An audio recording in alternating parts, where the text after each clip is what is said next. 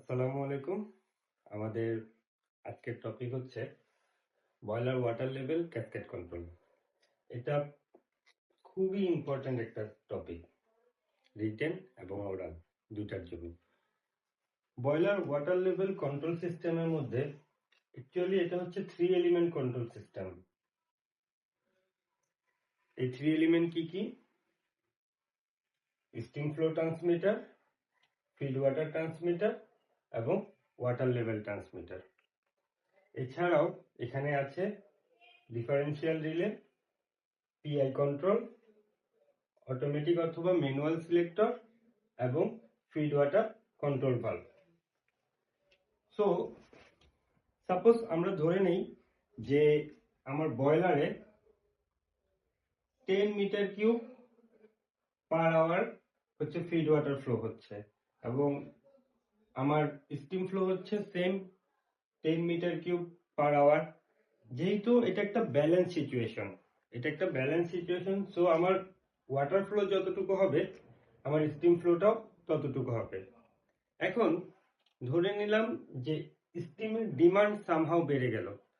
ধরলাম যে আমাদের বাংকার ট্যাঙ্কের স্টিম খোলা হলো, সো সেখানে 10 মিটার কিউব থেকে আমার 12 metre cube per hour steam flow হচ্ছে, কিন্তু আমার ওয়াটার আসতেছে 10 মিটার কিউব পার আওয়ার।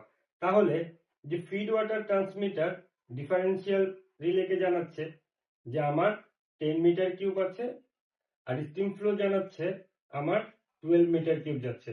তাহলে এই যে দুই ডেভিয়েশন, আমরা গতকাল বলেছিলাম ডেভিয়েশনের কথা, এই দুই ডেভিয়েশনটা ডিফারেন্সিয়াল রিলে কি করলো? মেজার করে সে পিআই কন্ট্রোলকে জানালো।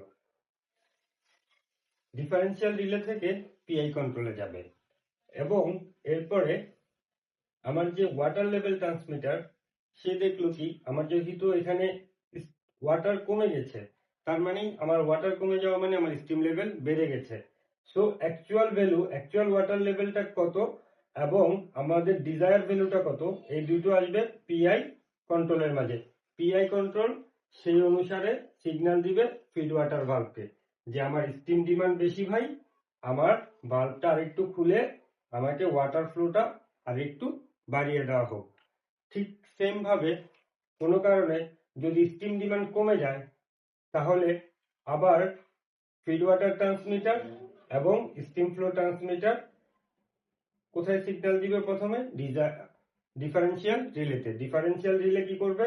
একটা ডিজায়ার ভ্যালু পাবে, সে পিআই কন্ট্রোলকে জানাবে এবং আমার অ্যাকচুয়াল ওয়াটার লেভেল, যেহেতু আমার স্টিম ফ্লো কমে গিয়েছে ওয়াটার লেভেল বেড়ে যাবে, so actual water level transmitter PI কন্ট্রোলকে জানাবে যে আমার বয়লার ড্রামের ভিতর অ্যাকচুয়াল ওয়াটার আছে এটা, কিন্তু আমার ডিজায়ার ভ্যালু হচ্ছে এটা।